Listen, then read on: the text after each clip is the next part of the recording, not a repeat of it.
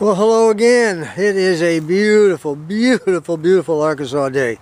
And of course, along with the warm weather comes the hard work. I've been working out in the yard trying to get it done on this side and on the other side of the house. And so I don't have to keep or do any weed eating at all. I've been spraying around all the buildings and around the fence and the trees with weed killer. I kill the grass and the weed killer around everything, then all I got to do is mow the rest of the year. And every once in a while I got to come out with another can of weed killer and just kind of spray the stuff that's sneaking back through. It's a whole lot better than, I'm too old to be out here in the Arkansas heat in the summertime with a weed eater sweating half to death. It's just not going to happen anymore. Forget it. It's not good for you, actually. I don't care what age you are. Well, I'll tell you what do you say we take up our HQ-100, our Hammarlund HQ-100 receiver, see what we can do with that. A few years ago I went to a ham convention up in Dayton, Ohio.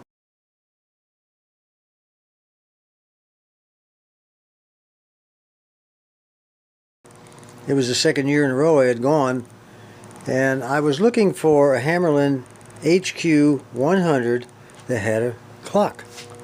I wanted a clock. I didn't like that blank thing there, It's just that the radio to me just looked incomplete.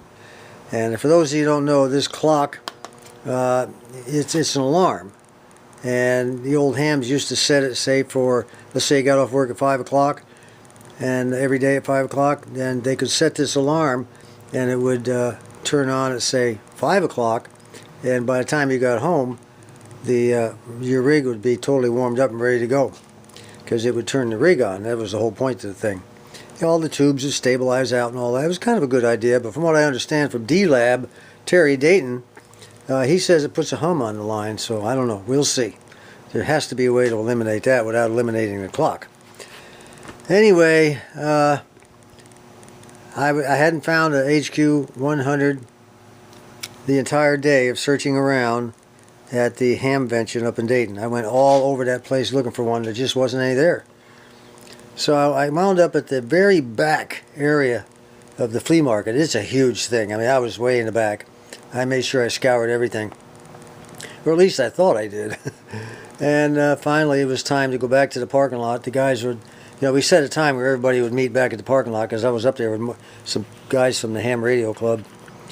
And I was getting kind of short on time, so I decided I better cut through, instead of going all the way around. I'm going to cut through this mess and get over there. I don't want them to think I'm, late and all that. Well, and when I started cutting through, son of a gun, here was a small table with two guys sitting behind it on lawn chairs. They were sitting there in lawn chairs. Kind of a brawny guys, They were just sort of sitting there chewing the fat. And sitting on the table was this HQ-100 with a sign on the top that said $100. Well, everything at a ham convention is $100. I don't care what it is. You can buy a paperclip. They want $100 for it. So I wasn't going to pay $100, of course. So I walked over and I said, does this thing play? Oh, yeah. BS, right? And I said, well, I wouldn't mind having one of these. I said, I'm not sure I want to pay $100 for it, though. It's pretty high. So the guy says, well, throw me a number. I said, no. I didn't want to sound too eager. I was salivating over this thing, but that guy didn't know it. So I said, I don't know. And I said, if I bring home another radio, wifey's going to kill me. He said, oh, don't worry about it. She'll get over it and all this. And I said, well, I said, I'm on my way back to the parking lot to meet the guys. We got to head back to Arkansas in the morning. We got to get to the hotel and all that crap and get a good night's sleep and whatever. And he said, well, come on, throw me a number. I said, I don't want to embarrass you, man. I don't want to embarrass myself. He said, no, go ahead. I said, I'll tell you what. I'll give you $40. And he looked at me like, what?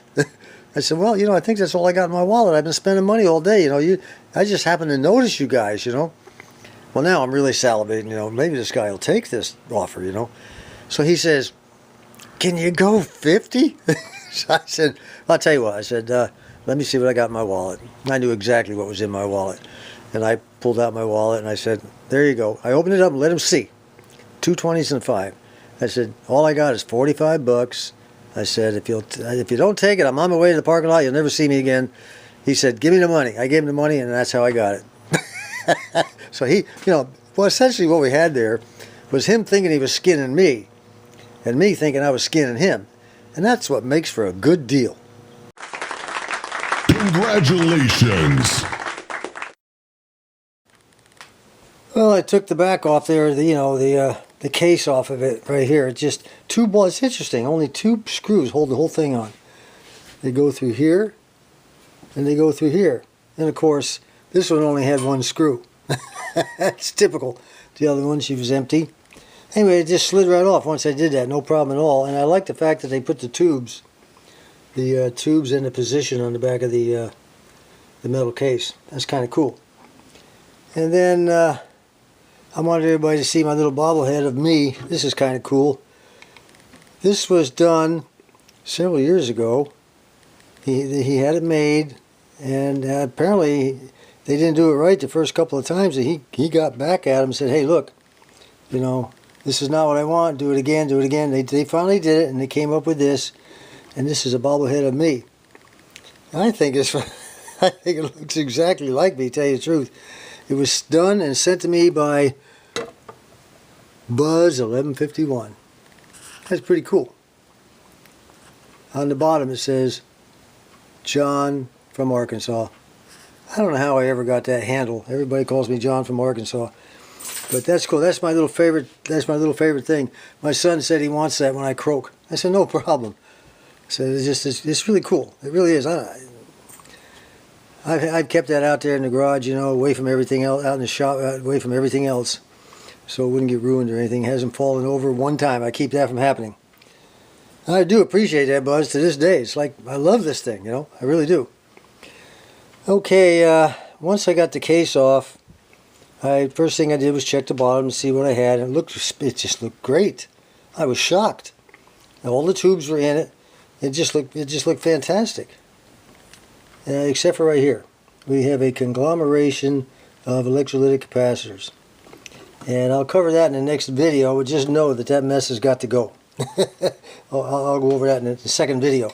The first video, I don't want it to be too long. I just want to kind of introduce you to what we have. Everything looks great.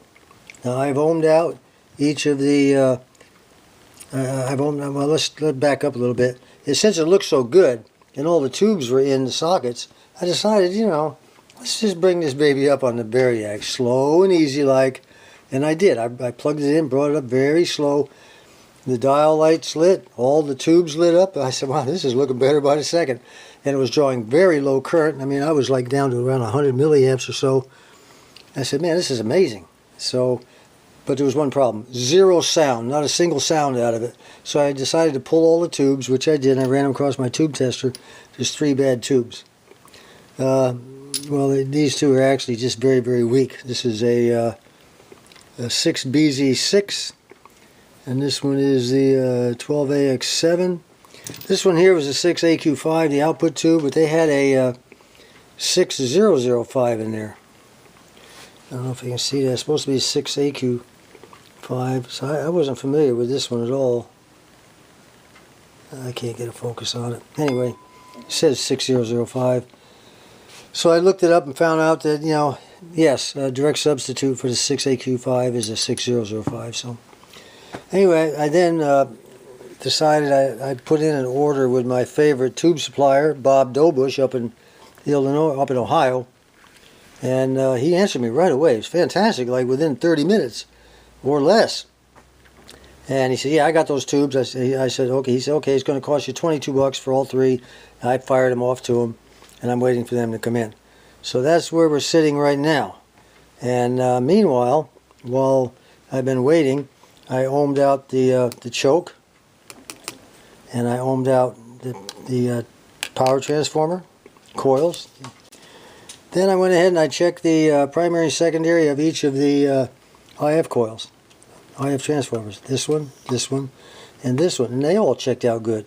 Then I tested the primary and secondary of the audio output transformer, and it tested good. Anyway, so what we have here is everything seems to look and test out perfectly. And let me see. I don't think there's anything else you got to know. Oh yeah, I bought a couple of. This takes a 3.2 ohm speaker. I didn't have one, of course, so I went to the flea market and I managed to pick up a couple of them, Samsungs. I got 2 of them for the price of $7, which was a good buy. And they're in perfect condition, and they work.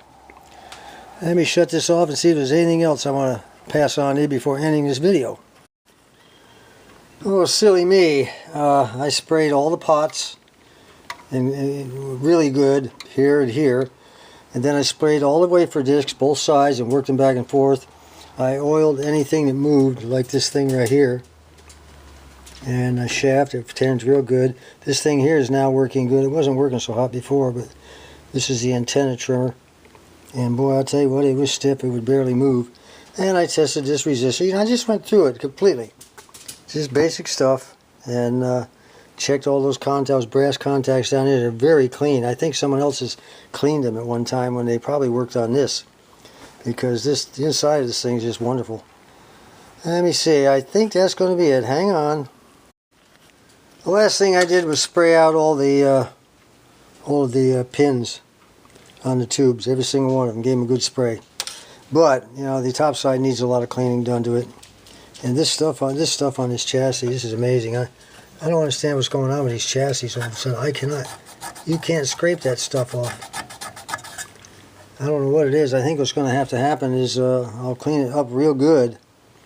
And just all these little speckly spots you see here. Look at that. It looks like it's got kind of weird little freckles, I guess. Anyway, that'll probably ultimately have to wind up staying. But I'm going to clean. There's a lot of stuff on top of these, on this variable capacitor, here and here. And I'll be doing that while I'm waiting for the tubes to come in. So that's going to be it for part 1. Next time we'll work on those capacitors. I hope to have the top side clean. And then we'll go ahead and fire it up. By the way, this long thing right here, this was kind of an interesting thing they did. It's just a bunch of little gold things screwed together. You know, when I first saw this, I thought it was something that I saw this somewhere. I can't remember what it was. I said, oh, look at this. Somebody was pretty smart. They put this together. That's the way it came from the factory. I didn't know that.